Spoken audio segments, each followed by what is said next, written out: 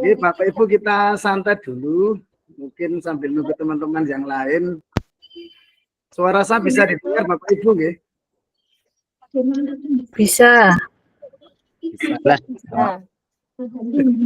Oke, ini seharusnya ada 2 PP dan ada 11 CGP. Oke, ini Pak Agung ya? Oke. Pak Agung 6 CGP sedangkan Bu Zamil ya? Iya, Bu Zamil 11 ya. Ini baru 9 orang, berarti masih kurang berapa, tiga lagi yang belum ya? Iya. Soalnya 3 lagi. Okay.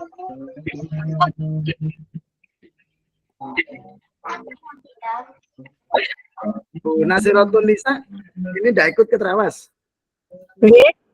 Tidak ikut ke Trawas, Bu? Oh, enggak, Pak. Saya boten, enggak. Saya dari SMA. Oh, yang di Trawas itu yang dari SD sama SMP? TK. Oh, TK juga ada?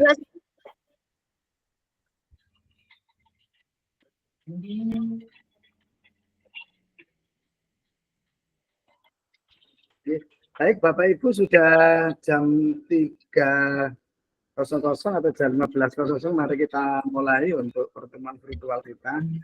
Assalamualaikum warahmatullahi wabarakatuh. Waalaikumsalam warahmatullahi wabarakatuh. Bismillahirrahmanirrahim. Alhamdulillahirabbil alamin. Selamat sore Bapak Ibu. Apa kabarnya Bapak Ibu semua? Baik. Baik. Oke. Bapak Ibu bisa dengar suara saya dengan jelas, nggih? Bisa, Pak. Bisa, suara jelas. Sini, Pak. Oke. Baik, Bapak Ibu, pada pertemuan yang pertama ini tentunya kita bisa saling kenal dulu supaya sudah komunikasi di grup WA tapi mungkin baru bertatap muka secara maya hari ini ya. Jadi ada 2 kelas 061A dan kelas 061B gitu. Untuk 061A itu PP-nya Pak Agung, terus yang 061B PP-nya Bu Zamil. Sudah masuk Bu Zamil? Belum ya?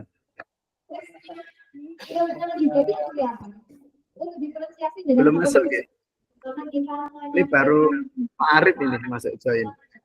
Selamat datang Pak Arif. Baik Bapak Ibu, untuk mengawali kegiatan pada siang hari ini, mari kita berdoa sejenak. Semoga kegiatan pada sore hari ini berjalan dengan baik dan lancar tanpa ada kendala dan mendapatkan ridho dari Tuhan Yang Maha Kuasa SWT. Berdoa dipersilakan. Ini sing audio ini sing berdoa diakhiri. Baik Bapak Ibu, untuk kembali kita berdoa, mari kita berkenalan dulu. Izinkan saya memperkenalkan diri dulu. Saya Nurul Huda. Panggilan saya kalau di sekolah Pak Huda. Saya adalah fasilitator angkatan 18 yang akan membersamai Bapak Ibu selama 6 bulan. Mulai kemarin di Juni kemarin sampai nanti di Loka 7 atau di akhir bulan Desember. Semoga perjalanan selama 6 bulan CGP angkatan 11 ini nanti berjalan dengan baik, lancar, tanpa ada kendala dan semuanya bisa lulus menjadi penggerak yang hebat. Bapak Ibu, saya asli orang Kabupaten Mojokerto, Bapak Ibu. Jadi nanti disebutkan nama, mungkin aslinya dari mana dan tempat tugasnya di mana. Mungkin nanti panggilannya ya. Saya asli Kabupaten Mojokerto, terus dinas di Kota Mojokerto. Saya berdinas di SDN Meri, Bapak Ibu. SDN Meri, Kota Mojokerto. Monggo kalau saat berlibur ke kota bisa mampir ke SDN Meri. Demikian untuk perkenalan saya di awal. Saya persilakan berikutnya yaitu para PP, Pak Agung monitor, monggo.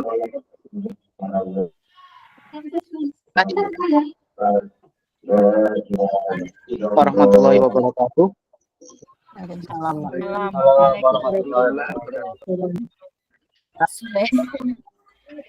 Saya alamat di Bangsal, tepatnya di Sumber Kebu, Bangsal. Terus kalau biasa biasanya berdinas di SDN 1 Cek. Barangkali monggo kalau mau hampir di utara sungai, monggo bisa ke sekolahan saya.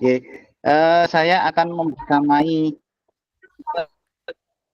untuk kelas 061, tapi saya harapkan nanti kita kompak, kalau kita punya tekad untuk kita bisa lulus bersama-sama di kelas 061. Itu saja. Terima kasih Pak Agung sudah memperkenalkan diri, yaitu PP kelas 061A. Tugasnya di SDN Kemantren 1, rumahnya di Bangsal. Berikutnya, monggo saya persilakan Bu Nur Asia Zamil. Sudah masuk kah? Bu Zamil? PP-nya belum masuk. Belum masuk nggih? Belum masuk Bapak. Baik, mungkin masih dalam perjalanan atau mungkin baru cari akses. Saya persilakan untuk CGP angkatan 061 Bu Aan Kuria. Ya, Bu Aan bisa di. Assalamualaikum warahmatullahi wabarakatuh. Perkenalkan, nama saya Aan Kuria. Alamat rumah saya Sari. Tetangganya SD-nya Pak Agung deh. Pilosari, Gedek, Mojokerto. Kemudian dinas saya dinas di SMK Negeri 1 Soko. SMK Negeri 1 Soko Mojokerto.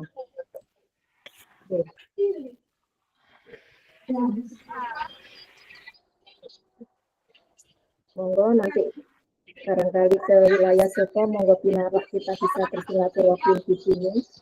Silakan. Sampun Bapak, apa lagi? Bapak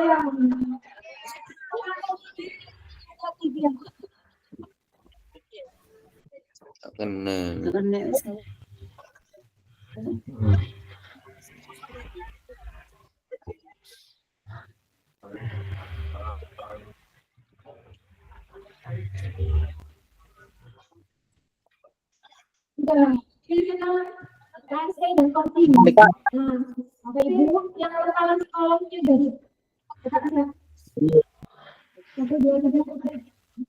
mau tanya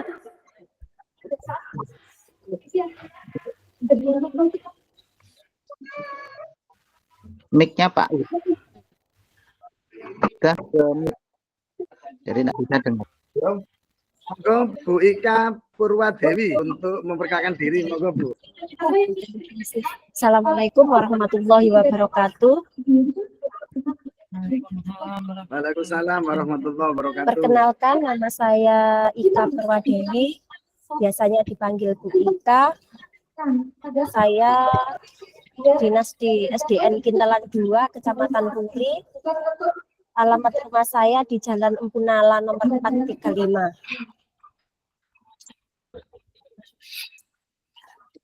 Terima kasih Pak. Waalaikumsalam warahmatullahi wabarakatuh. Maaf dari sini, suaranya Nggak apa-apa, Bu. double, Pak. Saya juga agak bingung.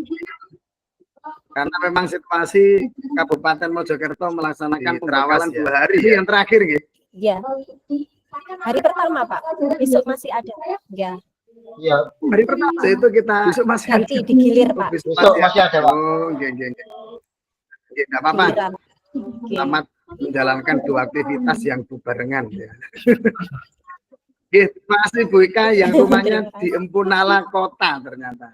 Iya Pak, Desa tetangga sama panjenengan. ya, sama kota. Oke. Terima kasih Bu Ika. Kesempatan untuk Bu Lulus Indayati.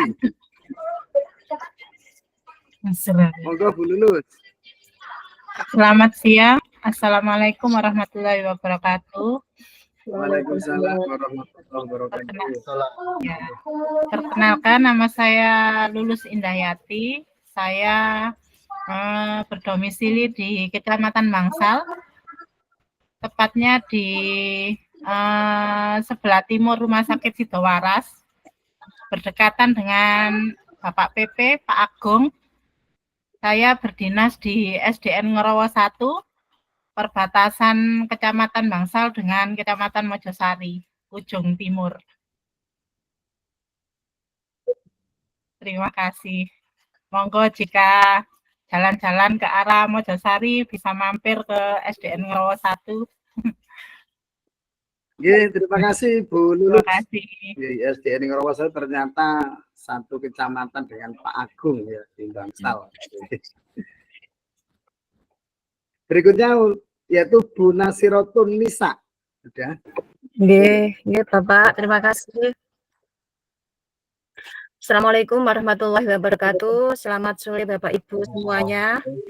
Selamat sore. Perkenalkan, saya Bu Nasratun Nisa, biasanya dipanggil Bu Nisa.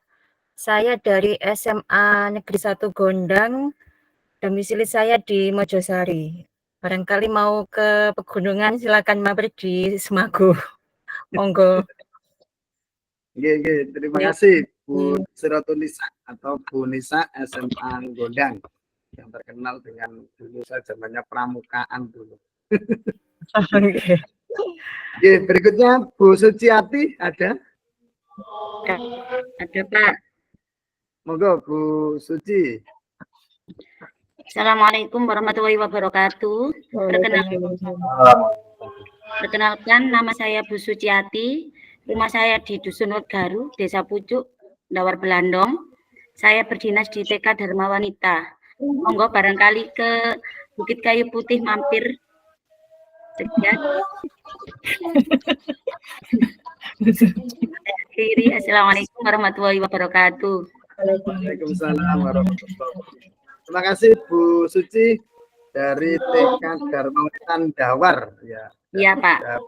Kayu putihnya ya.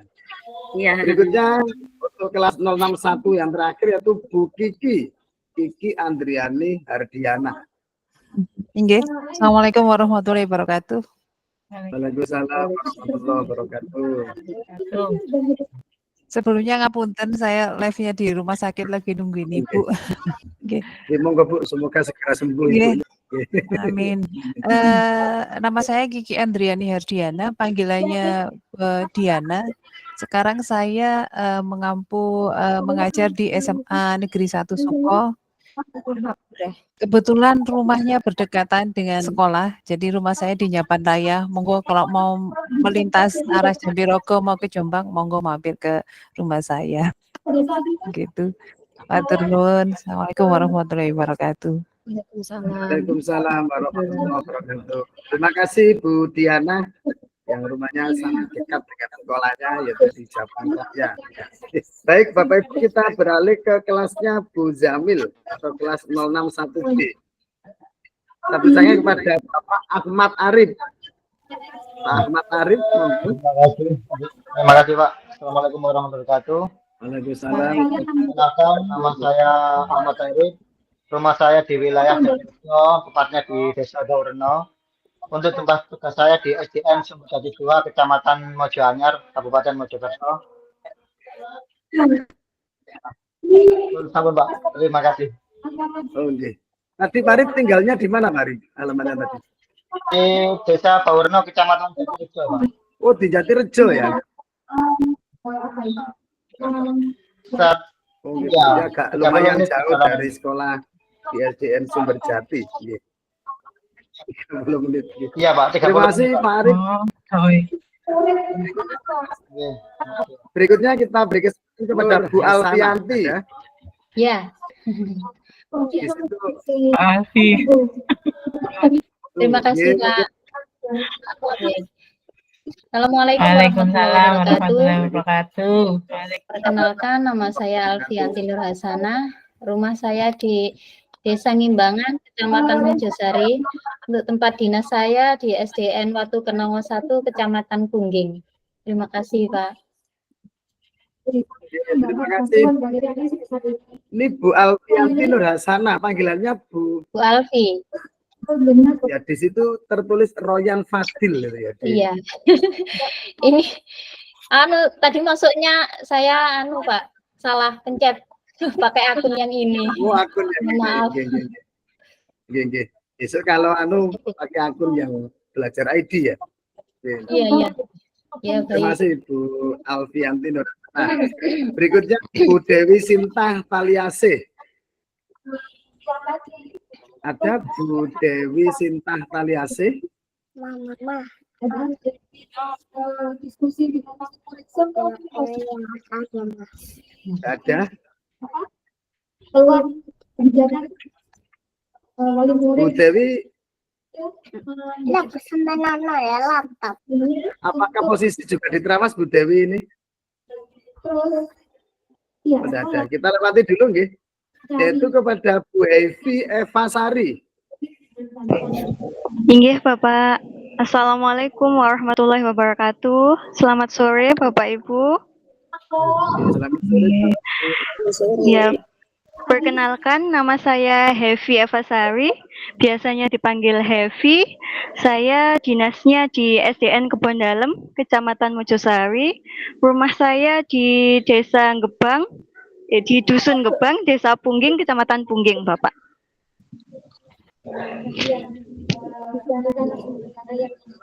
Oke, terima kasih Bu Iya, Evi, Bapak. berdomisili di Oke. Ini di Trawas juga Bu. Iya Bapak, di Terawas juga saya.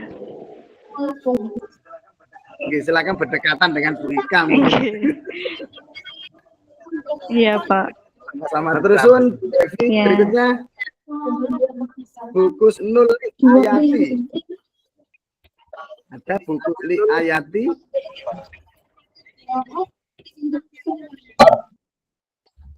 Monggo Bu Kusnul. Bu Kusnul Ayati, monitor. Atau juga di Trawas juga ini Bu Kusnul. Oke. Bu Kusnul bisa Pak Wiras, buka kameranya. Oh, saya maaf Pak. putus suaranya gitu. Nggih. Oh ya, enggak apa-apa. Suaranya putus-putus Bapak Ibu nggih. Salam Pak. Assalamualaikum. Iya, putus-putus.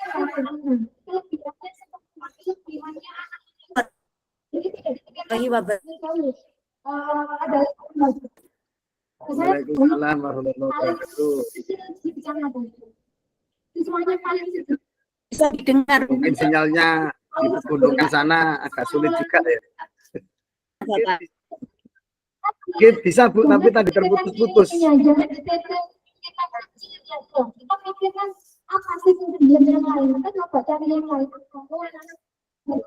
Oke, monggo Bu Kusnul bisa di Iya. Sudah terdengar Bapak suara saya Nggih, Bapak. sampun Bu. Sampun. Perkenalkan Sampun, nama monggo. ya, nama perkenalkan nama saya Kusuli Ayati. Biasanya saya dipanggil Buli, bukan Bulik tapi Buli. Nah, saya di Buli. SDN Buli. Sambilawang, Kecamatan Langgu. Alamat saya di Dusun Sumbersono, Desa Sumbersono, Kecamatan Langgu, Bapak. Daerah saya terkenal dengan wisata petik jeruk. Monggo mungkin kalau jalan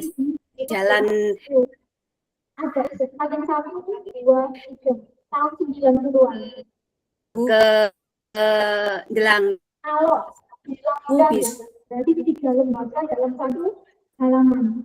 Putus suaranya. Ini mungkin sinyalnya. Oke, terima kasih Bu Kusnuli Ayati, biasa dipanggil Buli ya. Yang rumahnya di Delanggu, SDN Sambilan. Oke. Sudah semua nggih, tinggal satu tadi Bu PP, Bu Zamil tadi sudah masuk enggak ya?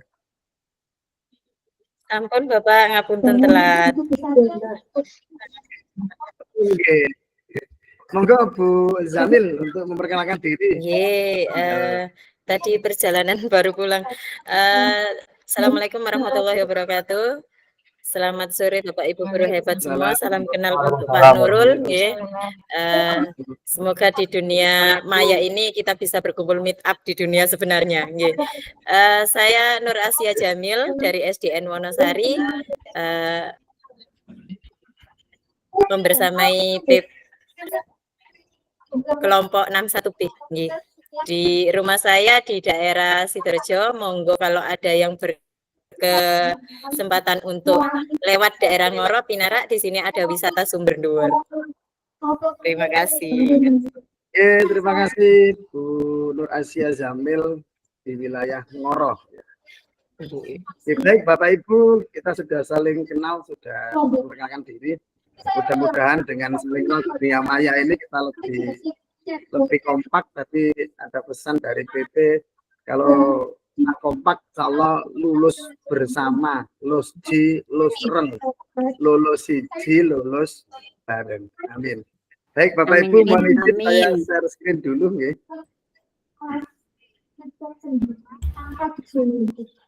Saya tadi kalau dari saya nggak akan ada kalimat seperti itu. Saya cuma menyampaikan tolong kelasnya dibuat senyaman mungkin agar anak bisa enak belajar dulu.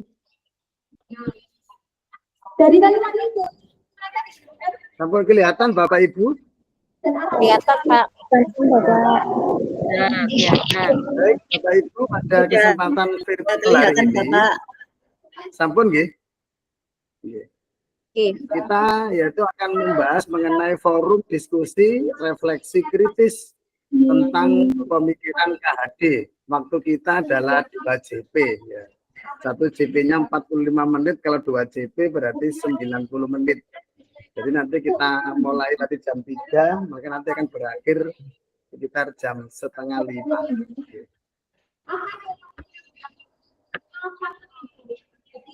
Modul ini tujuannya yang pertama yaitu bahwa CGP atau guru penggerak itu memahami peran dan alasannya menjadi pemimpin pembelajaran.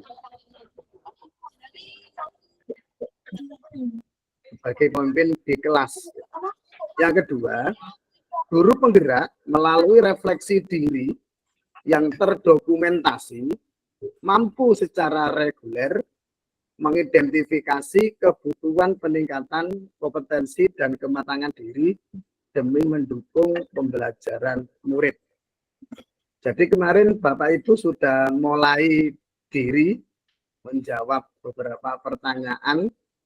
Terus kemarin juga sudah mulai eksplorasi konsep di LMS yang ada isian 1 sampai 11.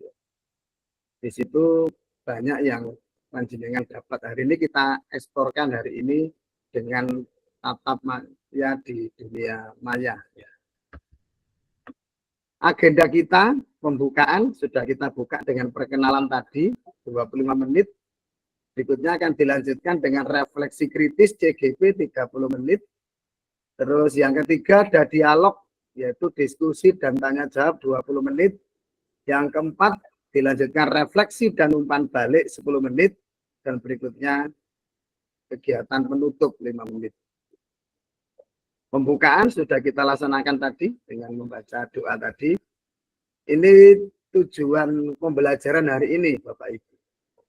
Yaitu CGP mampu memberikan perspektif reflektif kritis tentang pemikiran filosofi pendidikan Ki Hajar Dewantara dalam forum diskusi.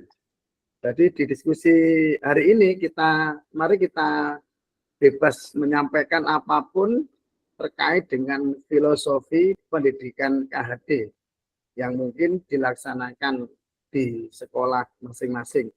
Yang nantinya Bapak Ibu sekarang menjadi pemimpin pembelajaran.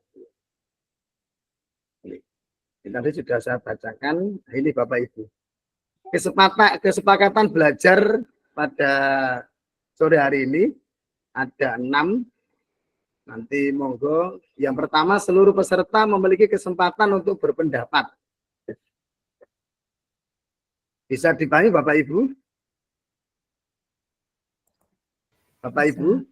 Bisa, Pak. Bisa. Iya, Bapak. Kalau memang perlu dikurangi. Kalau memang perlu ditambah, kita tambah. Untuk yang nomor 1, bagaimana Bapak Ibu? Sepakat? Sepakat. Nomor 2, Sepakat, Pak. berpikiran terbuka dan saling menghormati. Sepakat. Nomor Sepakat, 3, ketika ada satu peserta berbicara, kata yang lain mendengarkan. Iya, Bapak. Sepakat. Sepakat. Yang nomor 4, berpendapat setelah dipersilakan. Nomor 5, Iya, Bapak. berpartisipasi penuh. Iya, sepakat, Pak. Iya, sepakat, Pak. Iya, Nomor Bapak. 6, yaitu mengikuti sesi kelas dengan perasaan yang gembira. Sepakat. Iya, Pak. Ada yang mau Sepakat. ditambahkan Bapak Ibu? Sepakat. Sepakat, Pak. Oke. Baik, ada 6 kesepakatan. Mari kita tepuk tangan sebanyak 6 kali menunjukkan bahwa kita sepakat untuk belajar ini dengan 6 kesepakatan belajar.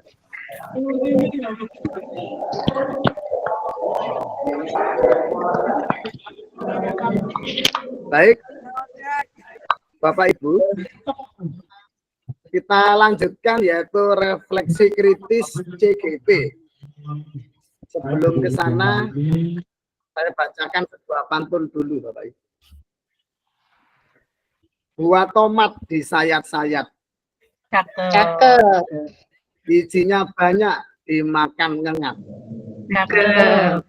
Mari belajar sepanjang hayat, guru penggerak selalu semangat. Cakep. Oke. Bapak Ibu, untuk refleksi kritis CGP pada sesi ini, ada pertanyaan pemantik yang akan kami sampaikan. Kelihatan Bapak Ibu? Oke. Baik, yang pertama, yaitu apa makna kata menuntun dalam proses pendidikan anak bagi saya.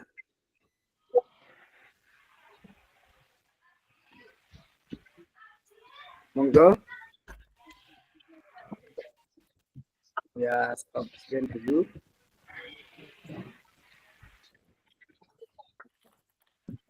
Yang raise hand. Kalau ini berpendapat, monggo raise hand dulu. Kalau mau di kolom chat, dipersilakan. Baik, kami persilakan. Yang pertama, ini ada 3 yang raise hand. Ada tadi Bu Royan tadi. Bu Alfi. Iya, Iya, Bu Alfi. Bu Alfi. Mohon maaf, Pak. Ini saya beri kesempatan yang pertama untuk Bu Alfianti Nur Hasanah. Monggo Ibu. Iya. Terima kasih sebelumnya untuk pertanyaan pemantik yang nomor 1 ini.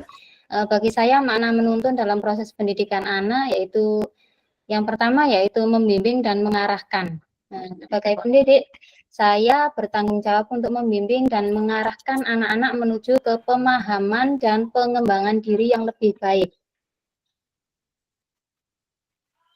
Kemudian yang kedua yaitu memberikan dukungan dan motivasi. Untuk memberi dukungan dan motivasi kepada anak-anak agar mereka secara termotivasi untuk belajar dan mengembangkan potensi mereka.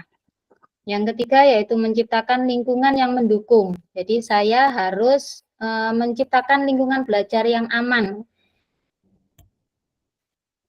dan nyaman untuk mendukung proses pembelajaran bagi anak-anak tersebut. Mungkin itu jawaban dari saya, Pak. Terima kasih. Oke, terima kasih untuk Bu Bu Alfi. Bu Alfianti. Iya. memberikan tanggapan terkait kata menuntun. Baik, berikutnya masih ada yang rese, ada Bu Suciati. Monggo, Bu. Baik, terima kasih. Di sini guru bukan hanya mengarahkan, tetapi juga mendampingi anak dalam setiap langkah proses pembelajaran, serta membimbing semua kodrat yang ada dalam diri anak agar mencapai proses pembelajaran yang baik.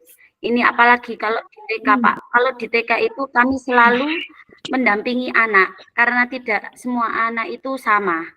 Nah, kadang ada anak yang sudah bisa, kadang ada yang anak perlu penuh perhatian. Dan berusaha memberikan kenyamanan dalam memberikan pembelajaran. Misalnya tidak monoton di kelas saja, kita juga memberikan pembelajaran di luar kelas. Yang penting anak-anak itu merasa nyaman. Terima kasih. Oke, terima kasih Bu Suciati, yang memang di TK itu perlu pendampingan ekstra ya, tidak bisa ditinggal seperti anak SMA atau anak SMP. Tetapi benar, tidak hanya mereka juga mendampingi. Oke, terima kasih Bu Suciati dan Bu Alfianti. Baik, kita lanjut pada pertanyaan yang kedua, Bapak Ibu.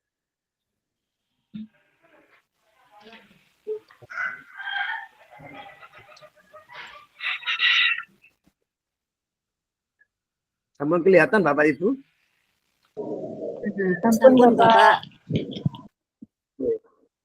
Pertanyaan yang kedua, yaitu bagaimana kata menun saya maknai dalam konteks sosial budaya di daerah saya. Apa dapat saya lakukan untuk mewujudkan pendidikan anak yang relevan dengan konteks sosial budaya di daerah saya?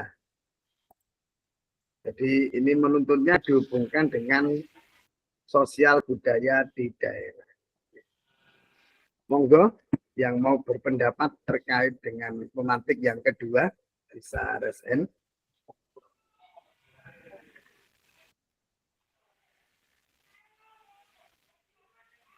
Ada Bu Ika tidak mengganggu kegiatannya di Trawas ini.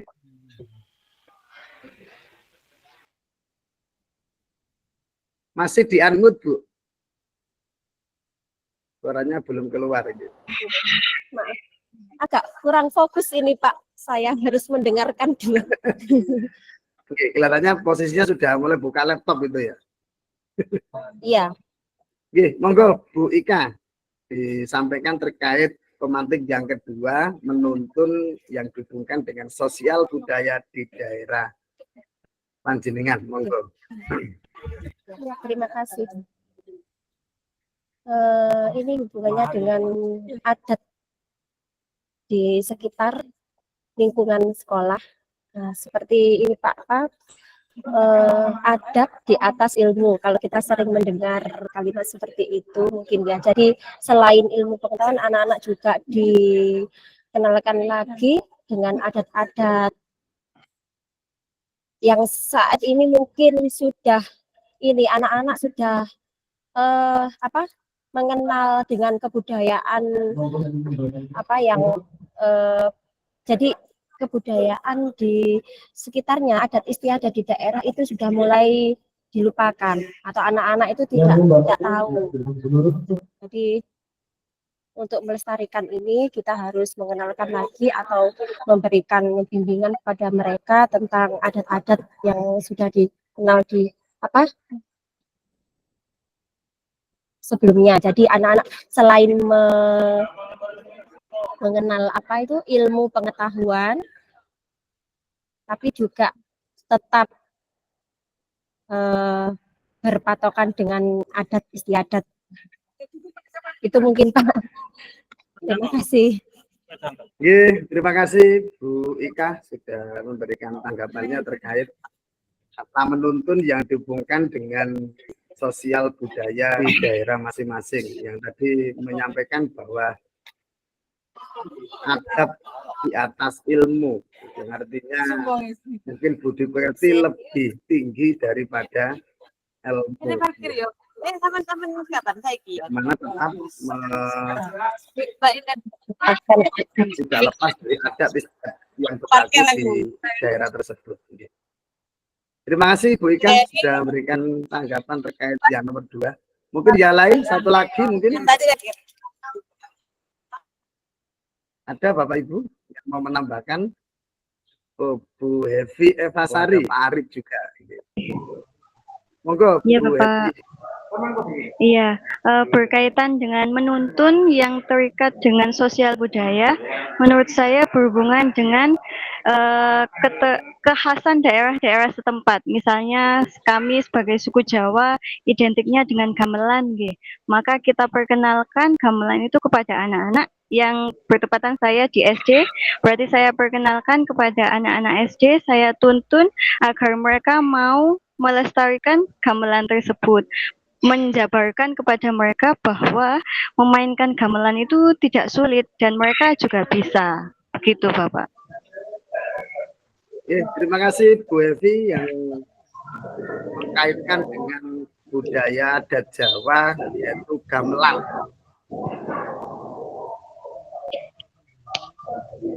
Yang memiliki makna tersendiri dengan belajar gamelan. Biasanya yang belajar gamelan itu kan memang punya skill yang luar biasa lakukan itu. Tapi kalau mau belajar insya Allah bisa. Iya, Bapak. Ada Pak Arif, ya, monggo Pak Arif, Pak Ahmad Arif. Ya. Dalam konteks sosial budaya, menuntun memiliki peran penting untuk membantu seseorang memahami norma atau aturan yang berlaku dalam masyarakat. Misalnya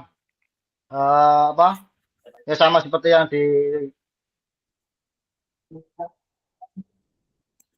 melatih anak-anak di adat budaya tadi, tari atau kebiasaan-kebiasaan yang ada di daerah kita seperti tahlilan, ikut tahlilan seperti itu, Pak.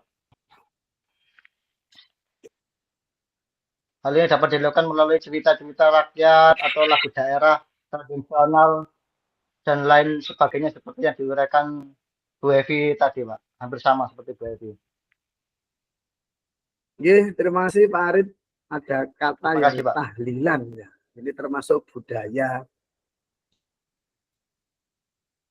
keagamaan yang melekat di Jawa ya. Yang rata-rata kalau di Jawa itu warga NU ya. Terus ada masing-masing daerah tentunya punya cerita masing-masing ya.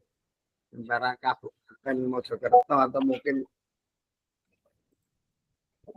berasal dengan desa. Kita anak-anak itu tahu cerita desanya itu seperti apa gitu.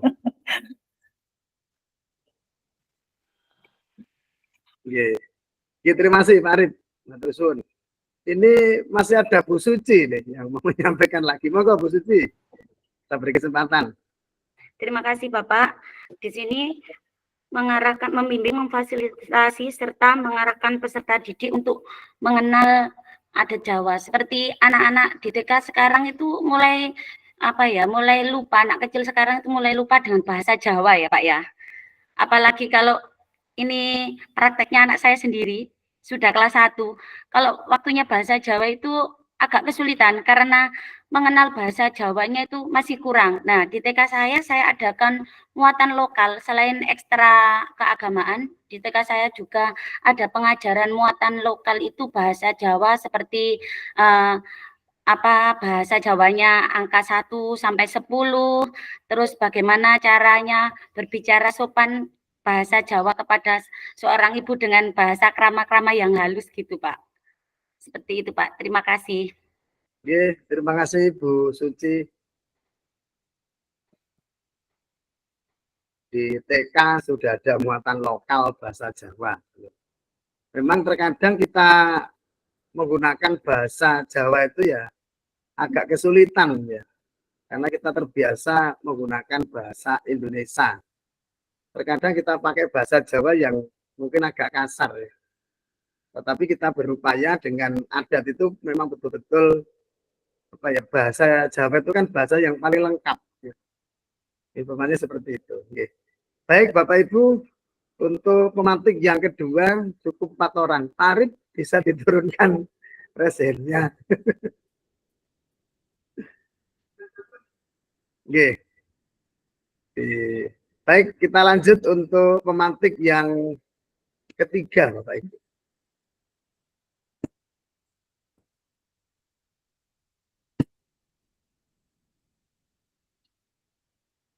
Oke. Pertanyaan ketiga yaitu mengapa pendidikan murid atau anak kita itu perlu mempertimbangkan kodrat alam dan kodrat zaman. Nah, kemarin sempat dibahas di ekspor. Oke. Sudah ada yang raise hand.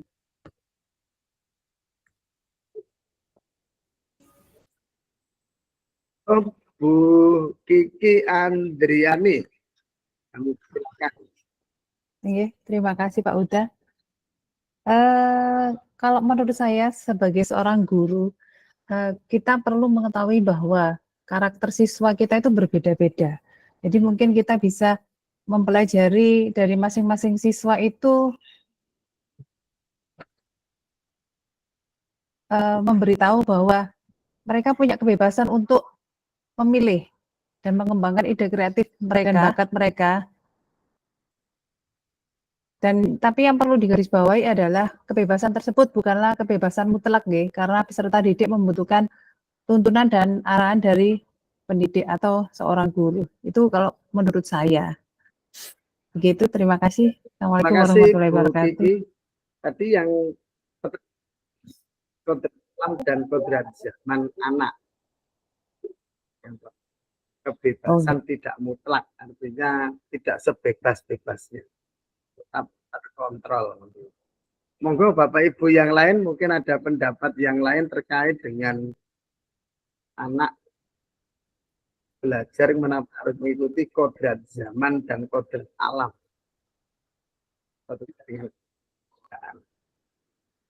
Bu Aan Tia, monggo Bu Aan. Ya. Terima kasih Bapak. Saya sebenarnya sependapat dengan pendapatnya Bu Diana. Di sini menambahkan saja, jadi kita mendidik anak-anak kita itu tidak kita samakan dengan zaman kita. Jadi anak kita mendidik anak-anak kita itu, murid-murid kita itu sesuai dengan zaman yang ada pada saat ini. Tetapi kita harus punya punya cara atau punya, kita menegaskan tetap ke anak bahwa budaya kita itu tetap harus kita pegang, tidak selalu budaya, misalnya budaya asing gitu ya, masuk ke kita, ke daerah kita, itu kita serap, tidak seperti itu. Jadi kita tetap mempertahankan budaya kita, kemudian sesuai zamannya, sesuai alam. Misalnya anak yang hidup di daerah pertanian, kalau kemarin saya melihat video yang dari yang sudah kita pelajari. Jadi misalnya anak yang lahir di daerah wilayah pertanian misalnya, itu akan menumbuhkan anak yang berbeda dengan anak yang lahir di daerah perkotaan. Jadi kita mendidik anak-anak kita itu sesuai dengan kodrat alam dan kodrat zaman. Kita tidak bisa memaksa anak itu, oh biar itu guru seperti ini, dulu ibu itu seperti ini, tidak bisa. Tapi sesuai dengan perkembangan zaman. Dan kita harus bisa bagaimana menggali potensi-potensi anak kita itu agar nantinya itu bisa lebih. Kita memotivasi, kita memotivasi anak, kita menggali dari potensi anak itu, sehingga dari potensi yang biasa-biasa saja itu akan berkembang menjadi luar biasa. Seperti itu. Seperti misalkan kalau saya ini Pak mencoba di kurikulum Merdeka ini, karena mapel yang saya ampu itu proyek IPAS kalau di SMK. Jadi saya mencoba, ayo anak-anak, misalkan dulu saya pernah membuat proyek ekoprint, jadi batik ekoprint, karena kebetulan di SMK saya itu ada jurusan tata busana. Kemudian pada proyek IPAS yang kedua, itu saya menawarkan ke anak-anak, ada idekah anak-anak untuk kalian, kita akan melakukan proyek seperti apa. Jadi saya mencoba untuk menggali potensi yang ada pada anak. Kemudian kita bisa membuat rumusan masalah sampai mengembangkan suatu proyek. Kita menemukan suatu proyek. Jadi memancing anak-anak untuk menumbuhkan potensinya. Seperti itu Bapak. Jadi ngapunten panjang sekali. Oke, terima kasih. Banyak hal yang disampaikan oleh Bu Aan bahwa anak memang tidak sama dengan zaman kita. Sama kita bersekolah dulu dengan zaman sekarang mau berbeda. Yang betul yang dikatakan Bu Aan terkait kodrat zaman dan kodrat alam ya. Dengan tadi praktek ekoprint berupaya untuk menggali potensi yang ada pada anak. Sehingga anak-anak akan lebih kreatif, lebih kritis, dan mungkin kita yang semula hanya biasa-biasa saja mungkin bisa menjadi luar biasa. Memang anak sekarang di generasi Z atau generasi yang sekarang ini sungguh luar biasa. Ya. Terima kasih Bu Aan atas tanggapannya terkait dengan kodrat alam dan kodrat zaman pada anak. Ini masih ada satu yang raise hand, yaitu Bu Alfianti. Monggo Bu Alfianti mungkin ingin menambahkan terkait kodrat anak zaman dan alamnya. Monggo. Silakan Bu Alfianti, mungkin di unmute dulu. Terima kasih Pak untuk kesempatannya. Saya sangat setuju sekali dengan pendapatnya Ibu Aan Huria tadi. Jadi seorang pendidik itu harus mempertimbangkan kodrat alam dan kodrat zaman ya. Untuk kodrat alamnya yaitu kita harus memiliki setiap anak kan memiliki kebutuhan dasar yang perlu dipenuhi agar mereka dapat tumbuh dan berkembang secara optimal. Memahami kodrat alam membantu kita untuk memenuhi kebutuhan fisik mereka, emosional dan sosial anak supaya tumbuh kembang dengan baik. Sedangkan untuk kodrat zamannya, dunia ini kan terus berubah dan berkembang, baik dari segi teknologi, budaya maupun ekonomi. Jadi pendidikan perlu mengikuti perkembangan zaman agar anak-anak dilengkapi dengan pengetahuan dan keterampilan yang relevan. Mungkin itu dari saya. Terima kasih. Oke, terima kasih Bu Alfianti yang memandang bahwa memang anak bergerak dengan zamannya perlu dilengkapi dengan berbagai keterampilan supaya tidak tertinggal dengan zaman saat ini. Baik, terima kasih. 3 tanggapan di pemantik ketiga. Saya kira cukup. Kita lanjutkan yang terakhir untuk pemantik yang keempat.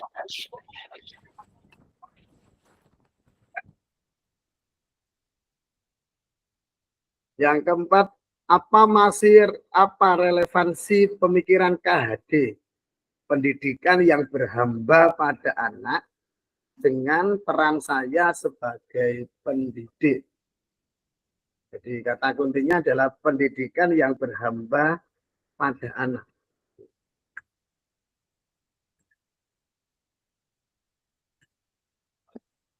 Bu Lulus Indahyati. Jadi silakan Bu Lulus. Terima kasih Bapak atas kesempatannya. Di sini saya berpendapat bahwasanya guru itu bertindak untuk mendampingi atau membimbing peserta didik dalam proses pembelajaran. Serta kembali ke pemantik yang awal tadi, bahwasanya kita sebagai pendidik itu untuk apa? Fungsi kita itu menuntun, memberikan arahan atau pengarahan ke hal yang lebih baik, sehingga berdampak pada karakter peserta didik tersebut tanpa mengekang peserta didik sehingga mereka dapat belajar dengan lebih kondusif dan bahagia. Seperti itu. Terima kasih. Oke, terima kasih Bu Lulus. Tanpa mengekang pada anak ya, supaya anak bisa belajar sesuai dengan kemampuan dan potensinya. Monggo Bapak Ibu yang lain, saya ingin dengar ada Pak Arif lagi. Monggo Pak Arif, dipersilakan. Oke, terima kasih Bapak. Pemikiran tersebut menegaskan bahwa pendidikan haruslah sesuai dengan tahap perkembangan anak, baik secara budi maupun pekerti sesuai dengan kodratnya. Saya percaya bahwa kita sebagai pendidik, tugas kita adalah memberikan tuntunan yang holistik pada anak didik kita.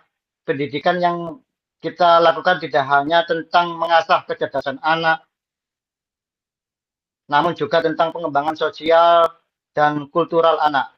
Hal ini sejalan dengan pemikiran Ki Hajar Dewantara bahwa pendidikan harus mengantar anak pada kesempurnaan jiwa dan kebijaksanaan. Oleh karena itu, kita sebagai pendidik tidak hanya menekankan aspek intelektual semata, namun juga aspek emosional, sosial, dan spiritual dalam pendidikan anak. Terima kasih Pak, mungkin seperti itu.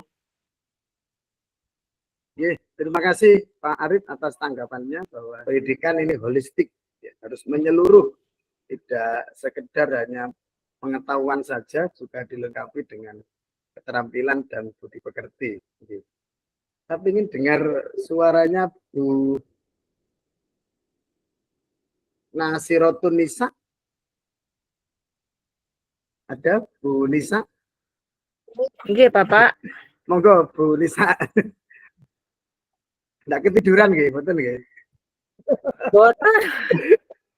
Menyimak Pak. Tadi dari 4 pertanyaan tadi saya belum dengar suara panjenengan. Mungkin menyampaikan tanggapannya terkait tadi pendidikan berhamba pada sang anak. Berhamba pada anak, kalau menurut saya itu ya kita memberikan pembelajaran yang terbaik yang bisa kita berikan kepada anak, baik dari sisi pengetahuan dan juga dari sisi kebatinannya. Karena kalau dari sudut pandang saya, ketika kita sudah bisa menyentuh batinnya dia, kalau dia memiliki batin yang tenang, yang bisa mengenali dirinya sendiri, itu kemungkinan insya Allah pasti ilmu pengetahuan itu lebih bisa masuk ke dalam diri mereka. Sehingga kalau di anak SMA itu, kalau kita anaknya misalnya belum bisa tenang, belum memiliki masalah lah di kehidupannya, dia tidak akan bisa menerima pembelajaran dengan baik. Sehingga kita harus mengenali dan mengarahkan mereka untuk terutama mengenali diri mereka dahulu, Pak. Mereka kejiwaan mereka seperti apa yang mereka, kelemahan mereka sebagaimana atau kelebihannya itu apa, sehingga mereka memiliki percaya diri yang tinggi untuk menghadapi pembelajaran. Terima kasih.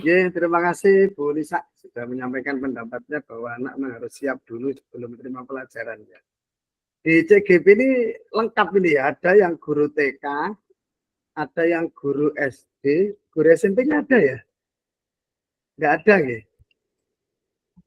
Guru SMA dan SMK ya. Tentunya pola mengajar anak di dunia TK, di dunia SD, SMP, dan SMA mesti ada perbedaan. Ya. Mesti ada perbedaan bagaimana cara mendampingi anak di TK, pendampingan khusus tadi menurut Bu Suci. Ya. Ternyata di SMA pun juga perlu didampingi, ya. Tidak bisa dilepas begitu saja. Ya. Artinya anak-anak dalam tahap ini masih terus kita dampingi untuk bisa belajar secara dengan sadar diri bahwa dia ingin belajar untuk mencapai tujuan hidupnya yang lebih baik. Jadi dikatakan Arif selamat dan bahagia atau menjadi hidup yang bijaksana. Baik Bapak Ibu, terima kasih sudah menyampaikan pemantik. Izinkan saya melanjutkan untuk share screen.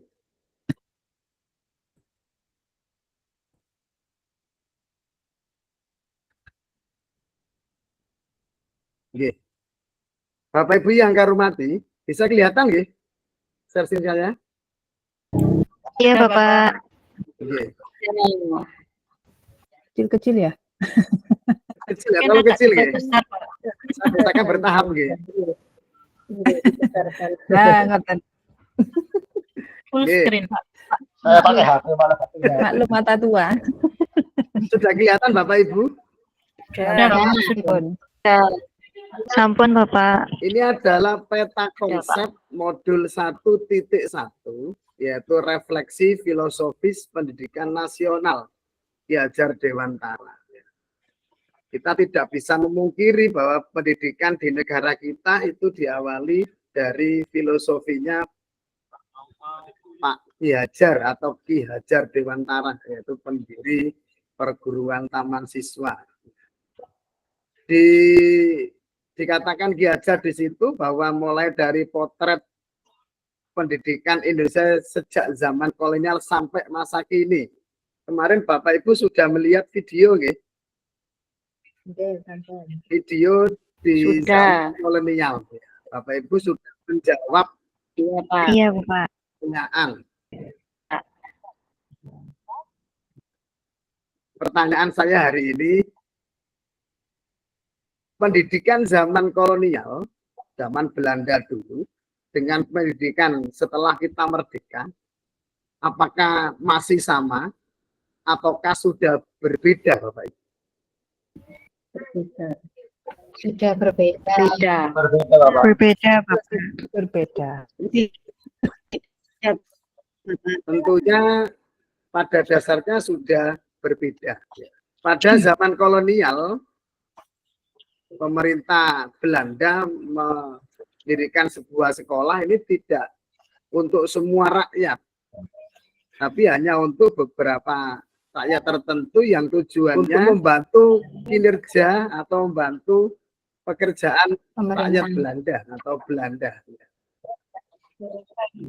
Jadi tidak serta-merta ingin memintarkan atau ingin mencerdaskan rakyat.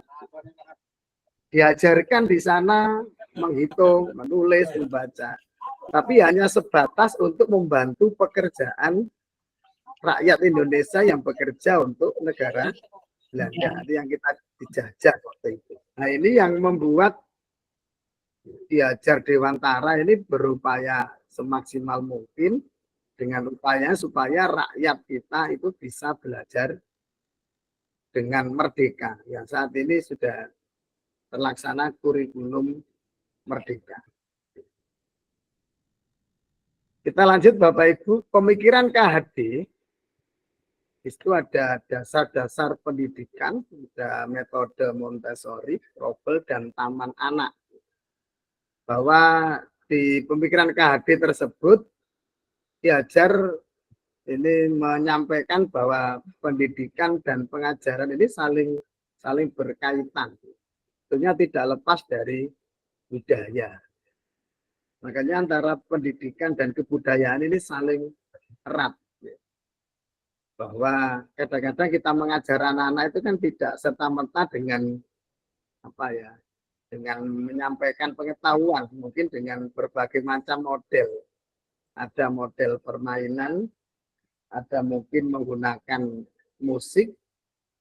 Kalau sekarang ada seni gamelan dan sebagainya. Ya, ini metodenya Ki Hajar untuk menyampaikan, untuk mengenalkan pendidikan kepada anak. Ya.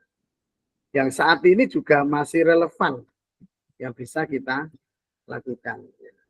Anak-anak kita di kelas ini kan berbagai macam berbagai macam bentuk dan sifatnya.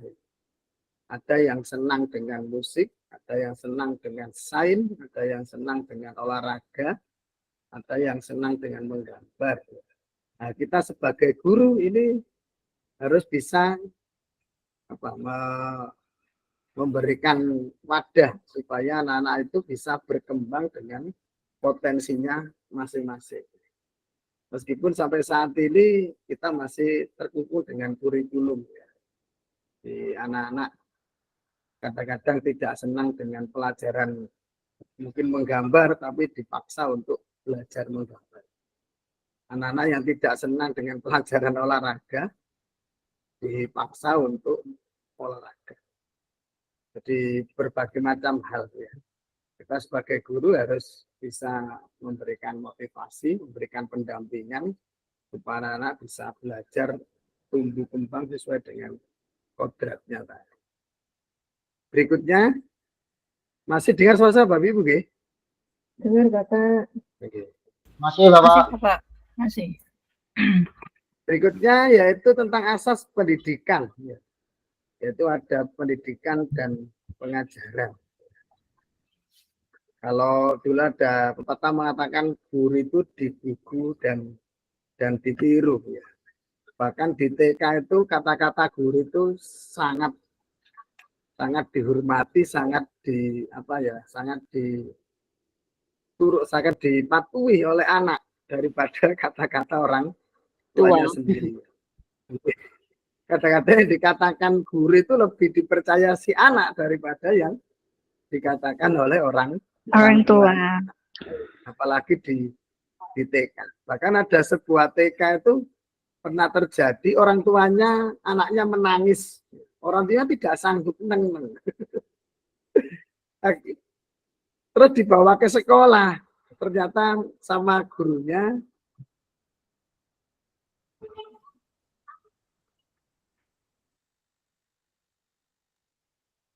Nggak dengar slide-nya, Pak. Putus, Slide ini. Bapak. Terputus, Bapak, suaranya. Lag.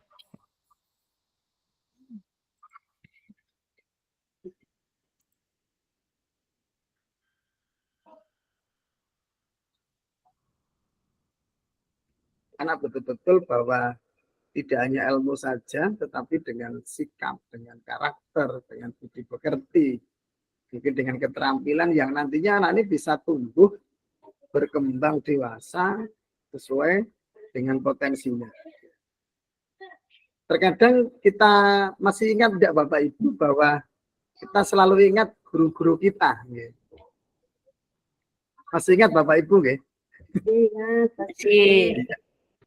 Biasanya kita ingat guru SD terutama yang belajarnya paling lama 6 tahun. Kalau SMP hanya 3 tahun, SMA 3 tahun. Di mana anak kita mulai dari tidak bisa membaca, kemudian bisa membaca, sampai memahami, sampai dia menciptakan hal yang mungkin di luar ekspektasinya seorang guru. Ini memang asas kita yang perlu kita tanamkan pada anak-anak kita. Berikutnya di filosofi Ki Hajar yaitu ada dasar pendidikan yang menuntun. Tadi sudah Bapak Ibu sampaikan panjang lebar. KHD mengibaratkan peran pendidik seperti seorang petani. Kalau di Dawar sana mungkin banyak sawahnya Bu Suci ya? Iya, Bapak, cabe. Capek. Iya.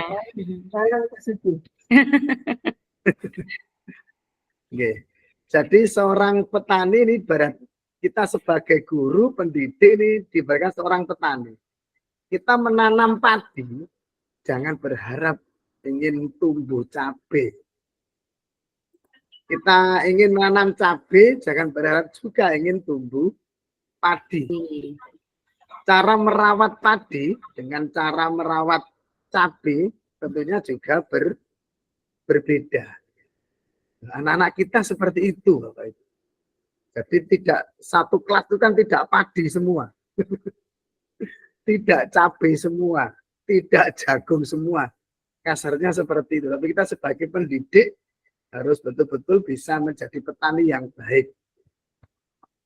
Yang bisa merawat, bisa melindungi, bisa mencegah dari hal-hal yang buruk terhadap anak didik kita. Supaya anak didik kita ini bisa tumbuh, bisa berkembang sesuai dengan kodratnya. Kalau di taman siswa, pendidik itu adalah pamong. Kapan pulang? Atau kita analisa dengan momong. Jadi kalau di taman siswa, di Ki Hajar, guru itu momong. Kalau momong itu ibaratnya ya memang tanggung jawab betul.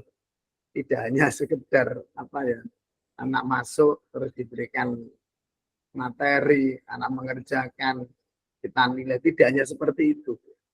Memang kita betul-betul bisa ngomong anak-anak kita. Ya. Kalau di SD mulai jam 6.45 sampai jam 1:30 atau jam 2. Ya.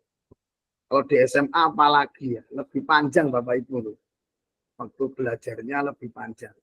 Kita harus bisa menjadi pamong, menjadi pendidik yang bisa ngomong.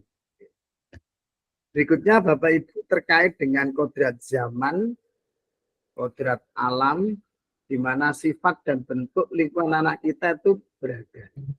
Anak-anak yang hidup di daerah Dawar sana, yang lingkungannya mungkin agak panas Bu Suci ya, dengan anak-anak yang di daerah mungkin yang banyak airnya berbeda sekali.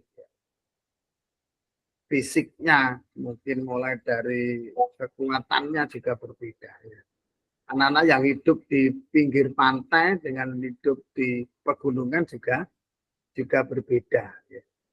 Hal ini yang biasanya ini tergantung pada orang tua. Anak yang orang tuanya mungkin perhatian, ya dia akan diperhatikan betul mulai dari karakternya, mulai dari pendidikan. Tapi ada juga orang tua yang anak hidupnya berada di orang tua yang kesulitan dan kadang-kadang dipasrahkan sepenuhnya kepada guru. Ini juga berbeda cara kita untuk mengolahnya. Yang terakhir, memang pendidikan ini yang paling utama adalah budi pekerti. Di situ ada cipta, ada rasa, ada karya, dan tentunya ada kasih. Anak-anak tentunya bisa merasakan bagaimana dengan budi pekerti yang baik, ini bisa menciptakan hal-hal yang baik pula. Tapi anak yang budi pekertinya kurang baik, bisa saja merugikan hal-hal pada hidup kita, termasuk karyanya. Yang Bapak Ibu yang kami hormati, terkait dengan filosofi Ki Hajar ini, tentunya ini masih sangat relevan.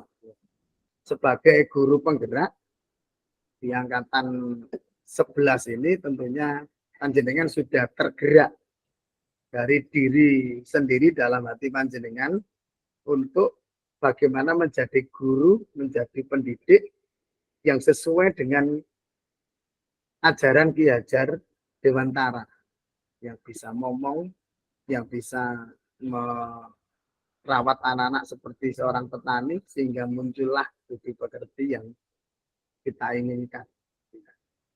Jadi harapan ini setelah kita nanti tergerak dari diri kita mampu menggerakkan, yaitu mampu bergerak untuk diri kita menjadi guru yang lebih baik, meskipun sudah baik. Saya yakin Bapak Ibu yang sudah masuk di CGP ini tentunya sungguh luar biasa. Perjuangannya tidak mudah. Karena dengan berbagai macam ujian, panjenengan bisa sampai di proses guru penggerak. Itu Bapak Ibu refleksi kita untuk terkait dengan filosofi Ki Hajar Dewantara. Bapak Ibu yang kami hormati, ini Bu Evi posisinya pulang ya. Oke. Baik. Bapak Ibu yang kami hormati, untuk berikutnya ini kita bisa berbagi pengalaman apa yang saat ini Bapak Ibu alami terkait dengan filosofi Ki Hajar Dewantara. Apa yang sudah pernah dilakukan dan apa yang belum. Monggo Bapak Ibu saya persilakan. Apakah sudah semua terlaksana? Ataukah masih beberapa? Ataukah belum sama sekali? Kalau belum saya kira tidak. Karena yang sudah masuk di guru penggerak ini tentunya sudah tidak jauh beda dengan langkah Ki Hajar Dewantara. Nah, panjenengan sudah menjadi calon guru penggerak. Monggo Bapak Ibu, saya persilakan. Mungkin ada hal-hal yang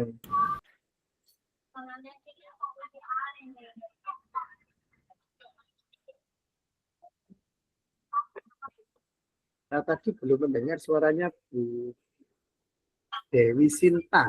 Ada Bu Dewi? Bu Dewi Sinta. Masuk pembekalan kalau tidak salah, Pak. Pembekalan di Trawas itu ya? Iya. Oh, mungkin terkendala sinyal ya. Bu Ika tadi sudah. Jadi tinggal Bu Nuli, monggo. Buli. Iya. Juga di Iya Trawas Pak, juga ya? ya, sebelumnya mohon maaf Pak, karena ini gangguan tetangga saya itu, soundnya keweras, terus depan rumah saya itu ada tukang las, jadinya saya itu mikrofon saya atmut gitu, Bapak. Iya, Oke. kalau terima kasih. Kalau pengalaman saya yang sudah saya lakukan sesuai dengan pemikiran Ki Hajar Dewantara itu, saya melayani anak-anak itu dengan sepenuh hati, Bapak. Misalkan ada anak, mohon maaf Bapak, kalau di tempat saya mengajar itu ada anak yang seharusnya itu karena aja saya kan tidak mempunyai tenaga pendidik untuk siswa yang inklusif, Bapak. Jadinya setiap anak itu pingin buang air besar itu tidak bilang, Bapak. Ya, sehingga saat pembelajaran itu ya jadinya mohon maaf ya Bapak ya ada gangguan itu, Bapak. Jadinya di tengah-tengah pembelajaran itu saya harus mengajak anak tersebut ke kamar mandi sampai bersih. Setelah sudah bersih, baru orang tuanya itu saya telepon untuk mengambilkan baju lagi. Begitu Bapak. Dan saat pembelajaran saya itu sudah menerapkan sesuai dengan kebutuhan belajar anak, Bapak.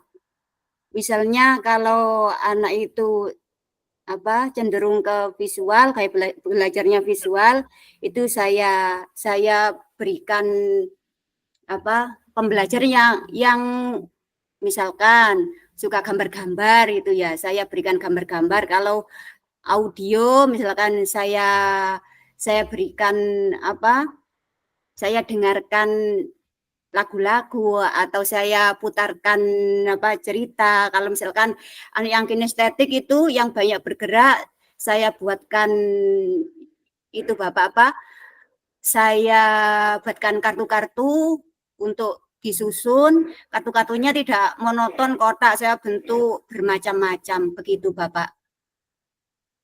Terima kasih. Oke, terima kasih Bu Nuli. Mohon maaf Bapak ya, ini saya unmute lagi karena ada gangguan tetangga itu Bapak. Oke, monggo terima kasih. Bahwa ada guru yang harus sampai ya, mohon maaf di kelasnya boleh tadi sampai seperti itu ya. Jadi memang perjuangan guru tidaklah ringan. Sungguh luar biasa untuk bisa mendampingi anak-anak, memberikan fasilitas kepada anak supaya bisa belajar. Terima kasih Bu Li atas informasinya dan mudah-mudahan tetap semangat ya dengan mendampingi anak-anak yang seperti itu ya. Amin. Memang saat ini kan tidak ada sekolah khusus inklusi ya. Jadi semuanya memang harus inklusi. Guru kan juga harus menguasai keterbatasan anak. Oke, ini ada yang raise hand Bu An. Ini saat ini lanjut dengan dialog nih, atau dengan tanya jawab. Monggo Bu Aan, mungkin ada yang ditanyakan. Ini Pak, mungkin bisa sekedar sharing. Nah ini karena kebetulan tadi Bu Nuli ini menyebutkan inklusi. Nah ini kebetulan di SMK saya, di SMK Negeri 1 Suko ini ditunjuk sebagai sekolah inklusi Bapak. Jadi SMK inklusi. Kalau SMK-nya ada di SMK Negeri 1 Suko dan SMA-nya ada di SMA Negeri 1 Puri. Itu untuk yang di kabupaten. Memang harusnya harapannya pemerintah itu semua sekolah itu harus bersifat inklusif. Tapi ternyata dalam prakteknya tidak semua sekolah itu mau atau kerso menerima anak-anak yang berkebutuhan khusus. Nah, itu apa ya sudah kejadian. Jadi ada anak yang sudah diterima di salah satu SMK, tapi kebetulan dia tahu bahwa anak itu adalah slow learner.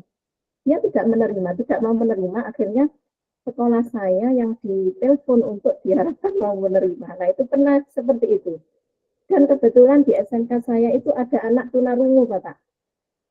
Jadi ada anak tunarungu, ada anak slow learner. Gitu. Nah, saya sebagai salah satu guru pendamping inklusi, jadi selain guru IPAS, jadi saya selain guru proyek IPAS itu saya juga sebagai koordinator GPK di SMK Soko, di SMK Negeri 1 Soko ini. Jadi dari awal itu kita sudah mulai PPDB kita anggakan ada identifikasi dan asesmen dari psikolog. Nah, itu kita pelajari, oh anak ini seperti ini, nanti kebutuhannya seperti apa. Nah, itu kita seperti itu di SMK Soko itu. Jadi, walaupun saya merasa di sini belum maksimal, tapi saya berusaha untuk melayani anak-anak ini. Artinya, anak ini mulai dari awal itu baseline-nya seperti apa. Kemudian kita nanti bisa memberikannya bagaimana. Kita memberikannya itu bagaimana. Kan biasanya anak yang ABK ini ambil di jurusan kecantikan rambut sama tata busana, Pak. Jadi kita tidak bisa menyamakan anak ini dengan anak yang reguler. Kita memberikan memang satu kelas itu campur, tapi kita tetap memberikan ini apa namanya remedial. Jadi pembelajaran individual kepada anak yang berkebutuhan khusus ini. Seperti itu, Bapak. Jadi untuk tujuan pembelajarannya pun kita modifikasi. Jadi tidak kita samakan dengan anak yang reguler. Misalnya anak kecantikan, oh hari ini anak ini itu motoriknya sudah ada gangguan ya, artinya anak yang ada kan yang motoriknya itu tidak bisa. Jadi jepit rambut aja itu dia sudah mengalami hambatan gitu. Ada anak yang seperti itu. Jadi kita tidak bisa menyamakan dengan anak yang normal. Jadi sesuai dengan kebutuhan anak-anak itu seperti apa kita memberikannya. Nanti bisa memberikan seperti apa gitu, Pak. Jadi kebetulan ini tadi Bu Husnul kok membicarakan inklusi, jadi saya juga menyampaikan dari apa yang ada di SMK Negeri 1 Soko ini, Bapak. Terima kasih, Pak Uda. Oke, terima kasih Bu Aan atas informasinya terkait dengan anak inklusi. Memang ini jadi masalah pada beberapa guru yang belum memahami tentang inklusi. Ya, betul. Padahal di PMM itu ada topik terkait dengan pendidikan inklusi. Mulai dari tahap awal, menengah, dan mahir. Ya. Kalau di SMK Negeri 1 Soko ditunjuk oleh dinas menerima siswa inklusi, tentunya mestinya ada guru pendampingnya ya, guru GPK ya. Ya. Guru khusus yang mendampingi anak-anak inklusi. Tentunya punya skill tersendiri dalam menangani anak-anak itu. Tetapi guru penggerak ini ya harus lebih dari guru inklusi.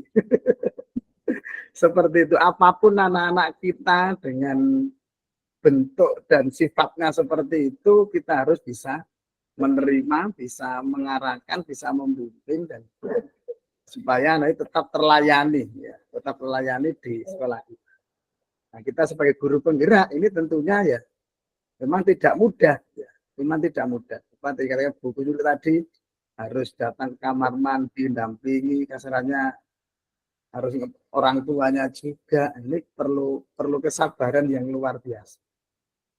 Baik, Bapak Ibu, monggo yang ada pertanyaan yang lain. Ini sesi tanya jawab ya, terkait dengan filosofi Ki Hajar.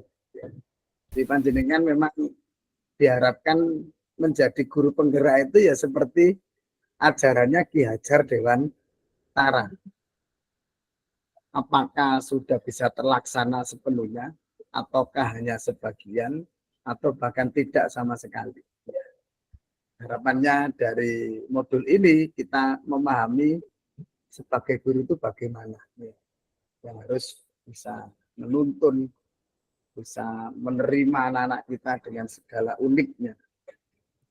Monggo, masih ada waktu untuk saling bertanya dan saling memberikan tanggapan. Monggo. Bu Dewi tadi masih ada? Oh, nggih. Pak Arif. Monggo, Pak Arif. Ada pertanyaankah atau sharingkah? Monggo. Terima kasih Bapak. Saya ingin bertanya tentang anak inklusi tadi. Itu sangat menarik sekali.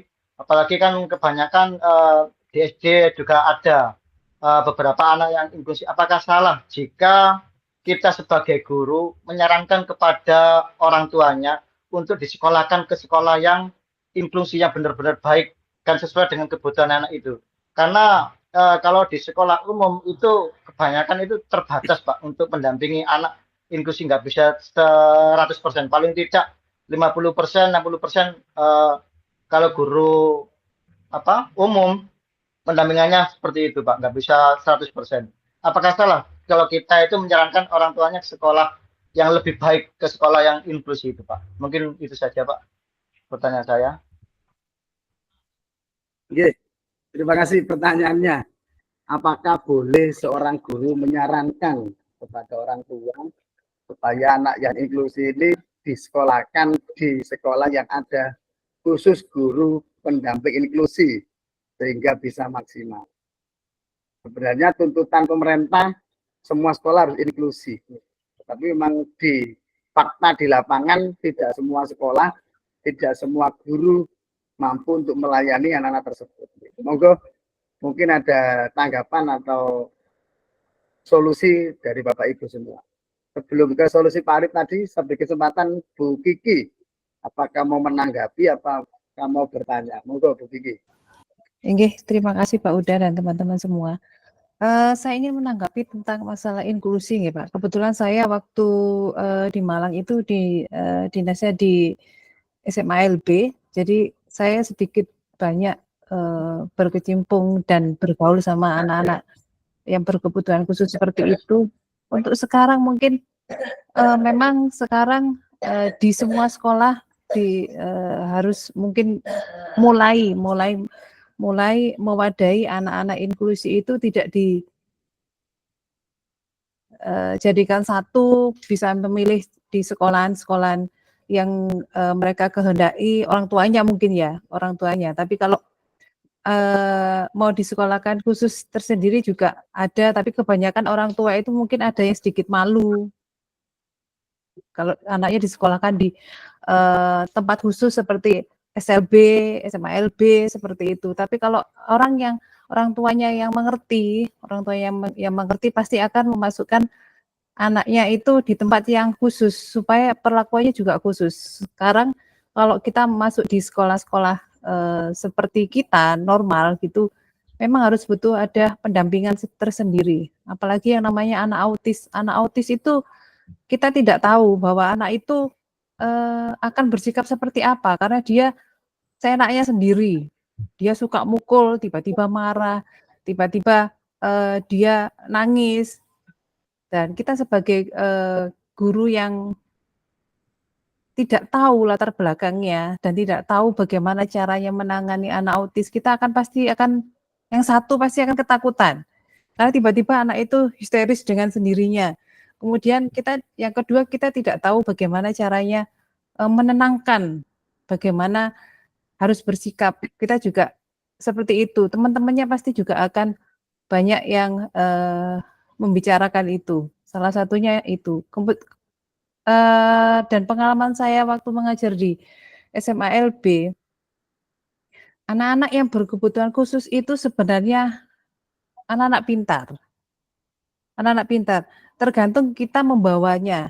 Kita membawanya itu dalam arti begini, anak berkebutuhan khusus seperti tunarungu sama tunawicara. Biasanya itu satu paket. Kalau tunarungu ada pasti kan tunawicara. Biasanya sepaket. Dan itu kalau kita memberikan pembelajaran, khususnya saya di sini mungkin banyak praktek ya, karena saya adalah guru seni budaya. Jadi mengarahnya pasti banyak prakteknya.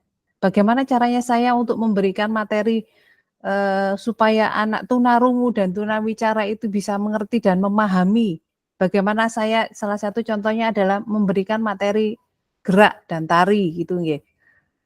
Kalau dia melihat, ya dia hanya bisa mengandalkan mata dan mengandalkan rasa. Untuk mendengarkan musik dia pasti tidak akan mendengar. Dia mengandalkan hitungan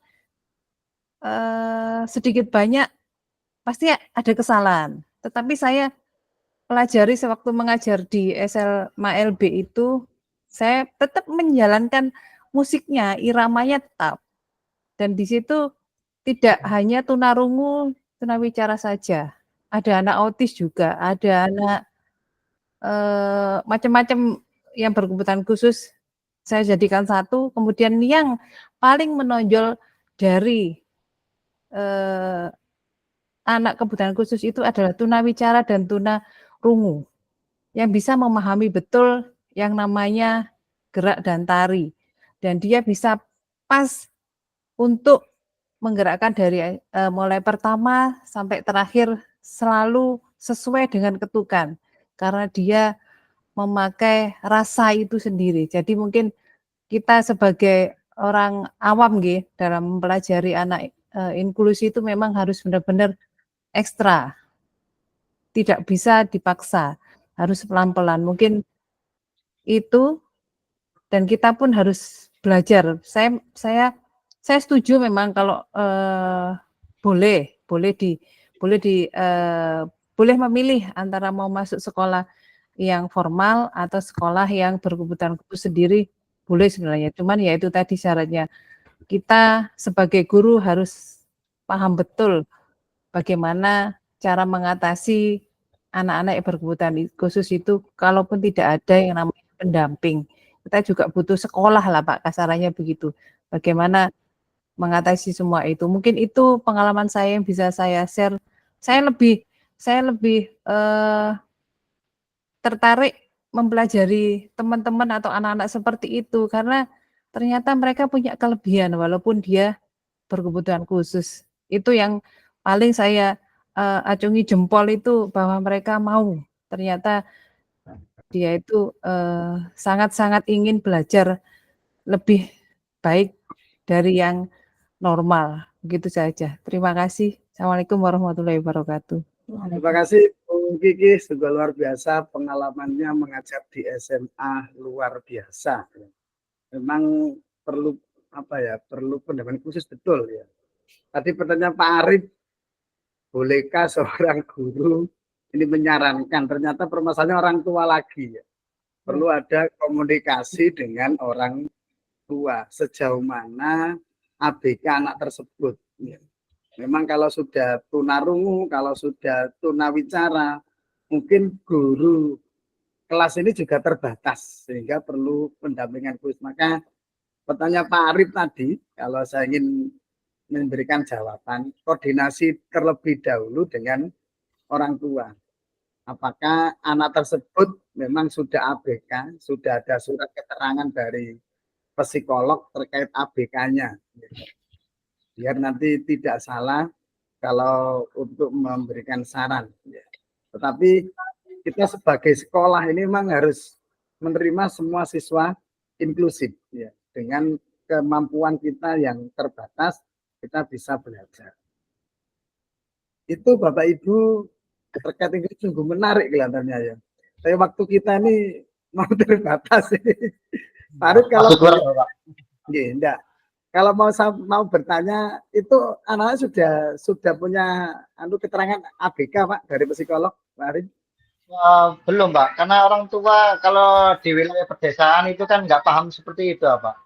Nggak tahu anaknya ini kebutuhan khusus seperti apa. Kadang kan kurang tahu orang tuanya kalau orang-orang desa itu Pak. Kecuali kalau orang tua yang berpendidikan itu tahu anakku seperti ini, berarti harus saya sekolahkan di sini. Tapi kalau orang awam seperti orang-orang di desa itu kayaknya nggak begitu paham Pak. Kalau kita sendiri nggak ngasih informasi atau ngasih pengarahan ke orang tuanya. Cuma kan kalau kata pemerintah kan kita nggak boleh menyarankan seperti itu Pak. Mungkin harus menerima gitu. Kalau kata pemerintah. Tapi kalau kita sebagai guru untuk anak itu biar lebih baik dan lebih maksimal dan untuk kedepannya juga lebih paham. Kan seharusnya kita kan menyarankan yang lebih baik untuk anak itu, Pak. Ya, tujuan Pak Arif untuk supaya lebih baik ya, kembali kepada anak lagi. Iya kan, kalau dilihat dari Ki Hajar Dewantara kan sesuai dengan kodrat alamnya, harus bisa menyesuaikan dengan itu, Pak, pendidikannya, Pak. Penyesuaian Ya, dengan siap. Terima kasih Pak Arif. Ada dua Sama-sama, lagi presiden. Saya persilakan Bu Suci dulu nggih, Bu Aan nggih. Ya. Bu Suci. Baik Pak, terima kasih atas waktu yang diberikan. Di sini saya kan tinggal di TK yang ada di pedesaan. Tiap tahun itu pasti ada anak ABK, Pak. Lah, sedangkan jumlah murid saya itu setiap tahunnya itu sangat banyak sekali karena kebetulan di desa Banyulegi itu satu TK cuma satu TK saya saja, kebetulan tidak ada RA. Tiap tahunnya itu jumlahnya lebih dari 70 lebih murid saya. Lah, setiap tahun kami juga menangani anak ABK. Sedangkan di sini untuk anak TK kan pasti perlu pendampingan khusus, apalagi kalau waktunya PPDB ini ya Pak, mulai awal pembelajaran itu pasti guru itu lebih ekstra. Karena di TK itu pembelajarannya kan mungkin anak-anak dari KB-nya masih ditunggui orang tuanya, sedangkan di TK harus langsung pisah dari anaknya. Kami mengajari seperti itu. Habis anak diantar sudah diserahkan ke bu gurunya. Untuk di sekolahan anak-anak sudah menjadi tanggung jawab bu gurunya. Lah di sini untuk anak inklusi kadang kami bingung untuk menangani. Kalau kita mengacu ke anak yang berkebutuhan khusus terus, nanti yang lainnya pasti enggak begitu diperhatikan karena kami lebih memperhatikan yang berkebutuhan khusus. Sedangkan kami juga merasa bingung kalau misalnya ada kesalahan, misalnya ada keanehan dalam tingkah laku anak yang ABK tersebut, kami sudah merasa berusaha, sedangkan orang tuanya itu tidak merasa kalau anaknya itu termasuk anak yang berkebutuhan khusus. Seperti itu. Kadang kami juga bingung, Pak. Kalau di TK itu, waduh waktu pembelajaran yang satu anak kan masih anak ya Pak ya. Ada yang anak-anak itu ada yang misalnya yang satunya minta ke kamar mandi, yang satunya bermain lari-larian, yang satunya apalagi kalau di situ kami juga harus menghadapi anak ABK. Ini bingung sekali ini Pak. Terus kemarin itu ada sudah 2 tahun mau 3 tahun di situ kan otomatis maunya naik Pak, mau naik ke SD ya. Gurunya sudah mengatakan untuk naik, tapi orang tuanya enggak mau Pak, mau tetap dititipkan di TK. Lah itu yang bingung itu Pak. Bagaimana kami menyikapi tentang anak yang berkebutuhan khusus khususnya di lembaga TK karena kami juga masih kekurangan dengan ilmu tentang tentang pengetahuan guru untuk mengajari anak yang berkebutuhan khusus. Baik, terima kasih Pak. Terima kasih Bu Suci. Memang ini menjadi masalah pelik buat kita terkait inklusif ya. Di PMF itu ada Bu untuk bisa belajar menangani anak inklusif tapi sebatas level awal, menengah dan lanjutan ya. Nanti bisa belajar di situ menangani. Yang jelas kita sebagai guru ajaran Ki Hajar kita harus menerima anak dengan baik, menuntun, merawat sampai dia tumbuh kembang dengan baik ya. Artinya kita tidak boleh mendiskriminasi anak yang ABK dan tidak ya. Anak yang pintar dengan yang biasa. Kita harus terima semua dengan kodratnya anak masing-masing ya. Jadi untuk hari ini inklusif, mari kita bungkus bahwa kita guru penggerak harus bisa menerima, merawat, mendidik apapun keadaan anak tersebut ya. Karena anak sudah membawa kodratnya masing-masing ya. Dan kita bisa bekerja sama dengan teman sejawat, bisa bekerja sama dengan wali murid untuk membersamai terkait penanganan beberapa anak yang perlu perhatian khusus. Memang diperlukan keterampilan khusus, tapi kita berupaya untuk melayani anak tersebut dengan baik. Bapak Ibu, yang terakhir untuk refleksi bisa lihat di chat nih. Di chat saya sudah saya kirim jambot, monggo bisa dibuka, terus di situ jenengan bisa menyampaikan refleksi pembelajaran pada hari ini. Ya, di jam ini sudah lebih 2 menit. Ya. Jadi kita sepakat 16.30. Saya khawatir nanti panjenengan mungkin ada yang belum sampai rumah atau mungkin di Trawas tadi.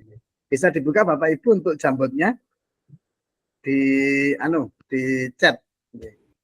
Nggih, bisa Pak. Bisa, monggo.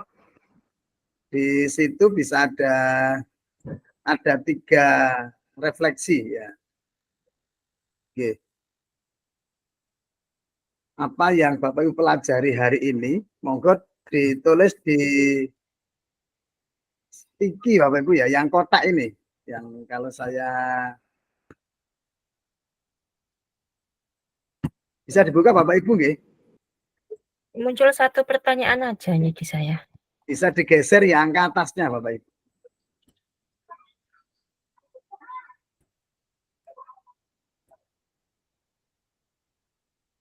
Oke. Kelihatan Bapak Ibu? Sudah Oke. kelihatan, Pak. Ini Satu kalau pertanyaan. di kotak ini sticky note ini dengan jawab, terus di sini kasih nama misalnya Pak Arif, terus sampaikan pendapat panjenengan terkait itu ya, terus save ya.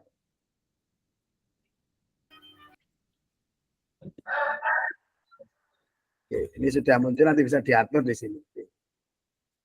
Itu sudah Mohon di mana tadi nggih Pak? Di ini Bu, di bawahnya tanda panah ini, sticky note. Oh itu nggih. Bisa diganti warna-warni, di situ kasih nama, terus apa yang Bapak Ibu pelajari hari ini. Ada 3 pertanyaan, 1, 2, dan 3. Dengan geser yang di atas. Yang itu. Kelihatan Bapak Ibu? Oke, coba dulu. Monggo.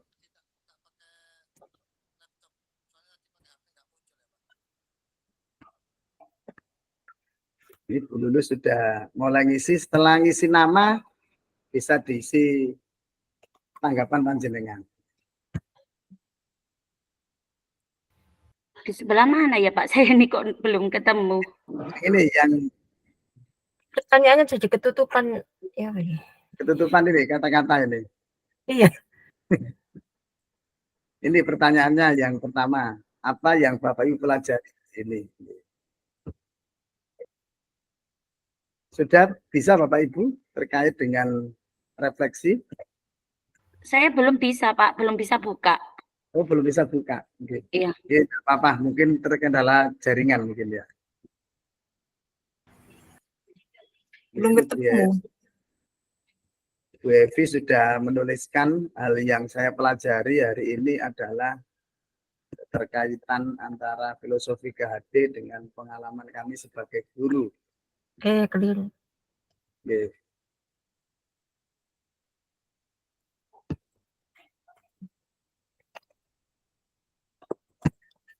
Oke, Bapak Ibu nanti bisa dilanjutkan. Baik, Bapak Ibu, untuk sesi penutup hari ini, terima kasih atas kehadiran Bapak Ibu semua di ruang virtual eksplorasi dan konsep yang pertama ini. Semoga pertemuan ini membawa berkah, membawa manfaat bagi kita, dan Bapak Ibu semuanya sehat. Dan besok ini kita akan ketemu lagi di ruang kolaborasi yang waktunya lebih panjang.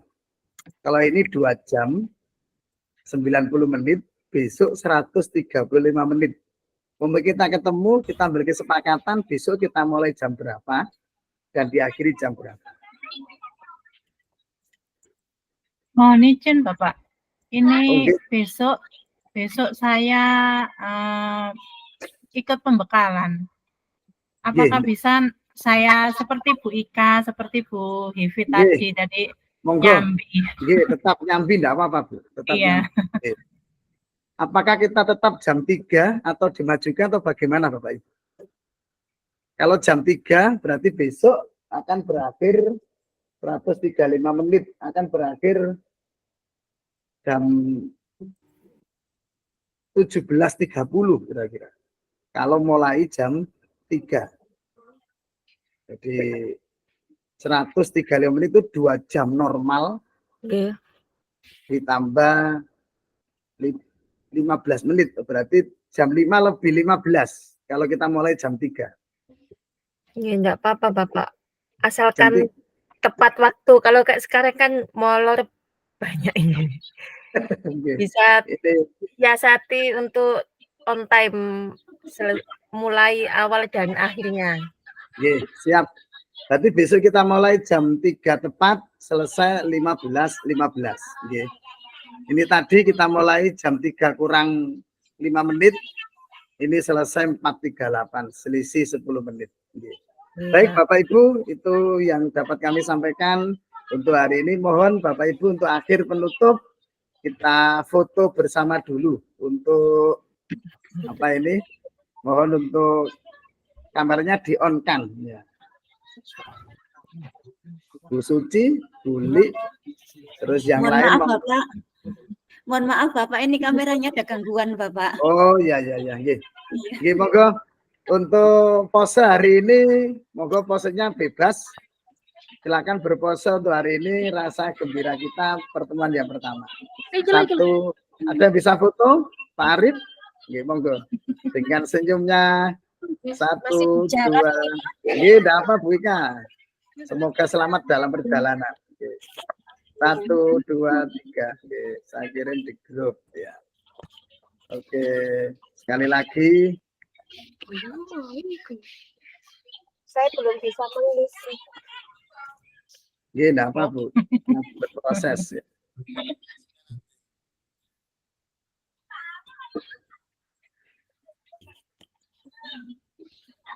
Sekali lagi Bapak Ibu, terima kasih. Kita akhiri dengan baca hamdalah bersama-sama. Alhamdulillahirrahmanirrahim. Sampai ketemu besok hari Jumat jam 3 sore di yang saya akhiri. Assalamualaikum warahmatullahi wabarakatuh. Waalaikumsalam warahmatullahi wabarakatuh. Terima kasih. Terima kasih Bapak. Terima kasih. Sampai-sampai bisa live, bisa Ya Pak. kundur. Waalaikumsalam. Selamat beristirahat. Waalaikumsalam. Waalaikumsalam.